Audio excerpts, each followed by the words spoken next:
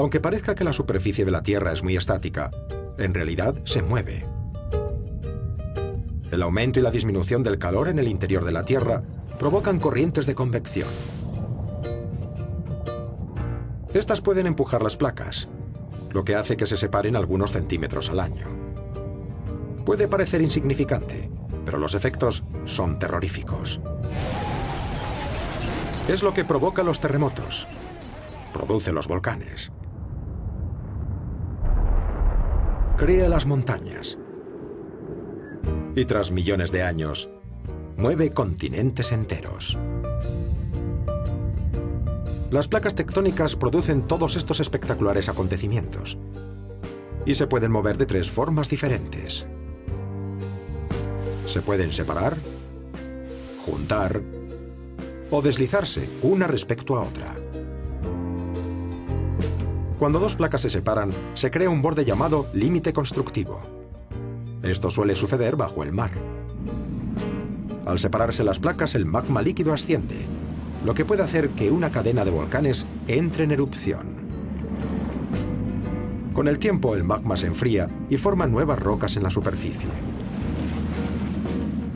Cuando dos placas presionan la una contra la otra, se pueden producir dos efectos.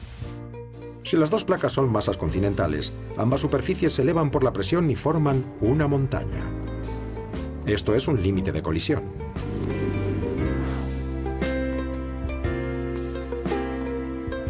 Pero si una placa oceánica choca contra una continental, la oceánica, de mayor densidad, se mete bajo la otra, en un proceso llamado subducción.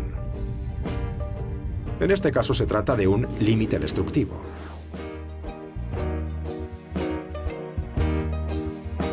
La corteza que se ha hundido se funde para formar magma, lo que puede desencadenar terremotos y potentes erupciones. Cuando las placas se deslizan lateralmente, se genera un límite conservativo. No se crea ni se destruye corteza, pero pueden provocar graves terremotos. El movimiento de las placas implica la continua remodelación de nuestro entorno a través del calor interno del planeta.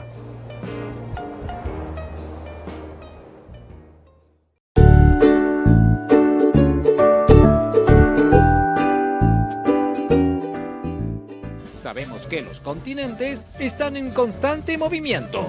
En verdad, más que los continentes, son las placas tectónicas las que se mueven, es decir, fragmentos de la capa superior más fría y rígida de la Tierra. A principios del siglo XX, el alemán Alfred Wegener empezó a hacerse preguntas y a encontrar respuestas sobre la ubicación de los continentes. Lo primero que llamó su atención fue cómo la forma de los continentes parecían piezas de un rompecabezas desarmado, en particular África y Sudamérica. Esto había sido observado ya en 1570. Cuando Abraham Ortelius creó el primer atlas del mundo moderno, descubrió que los continentes a ambos lados tenían semejanzas como si fueran piezas de rompecabezas. En 1911, Wegener descubrió que los fósiles del antiguo reptil Mesosaurus habían aparecido en el sur de África y en Sudamérica, pero no en otras partes del mundo. Como era muy tirado de los pelos pensar que el animalito hubiera cruzado el océano Atlántico a nado, le pareció más lógico que esos dos continentes habían estado unidos mucho tiempo atrás. No solo eso, además, descubrió los mismos estratos rocosos tanto en Sudáfrica como en la costa sur de Brasil. ¿Otra pieza del rompecabezas? Esto no podía ser una casualidad. En 1912 propuso una teoría a la que llamó deriva continental, pero la comunidad científica de la época se burló de él. Él decía que los continentes actuales habían estado unidos hace millones de años y que lentamente habían ido deslizándose.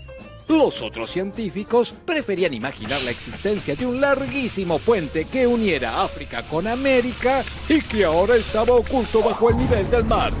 Esa idea les parecía más sensata que las evidencias que había encontrado Wegener. Pero el bueno de Alfred no se quedó quieto y siguió investigando. y encontró que en el archipiélago Svalbard, ubicado en el océano glacial ártico, había fósiles de cícadas y helechos, es decir, unas bonitas plantas tropicales en pleno casco polar. La presencia de estos fósiles en esa zona le sugería a Wegener que el archipiélago tuvo en un pasado lejano un clima tropical. También descubrió que los montes Apalaches de la costa este de Estados Unidos estaban relacionados geológicamente con las formaciones caledónicas de Escocia. La cosa iba tomando forma. Todo esto lo llevó a plantear la existencia hace millones de años de un supercontinente. Un inmenso espacio de tierra en el que, es decir, toda la Tierra. Pero el gran problema que tenía su teoría era que carecía de un mecanismo geológico que explicara por qué los continentes se movían. Alfred desconocía la existencia de las placas tectónicas. Lamentablemente, Wegener murió antes de que su teoría pudiera comprobarse científicamente. En la década de 1950, la geóloga Mary Thorpe jugó un papel determinante en esta historia. Basándose en las mediciones del fondo del océano Atlántico realizadas con un sonar, creó el primer mapa del lecho oceánico. En este mapa se podía apreciar la cordillera más larga del mundo, pero además en medio, un gran surco central, una fosa, una especie de corte en la tierra. Mary Thorpe estaba maravillada con su descubrimiento, pero fue maltratada por sus compañeros y colegas que decían que su teoría sonaba demasiado parecida a la locura de la deriva continental que había planteado Wegener. Ella, como el pobre Alfred, tampoco se dio por vencida.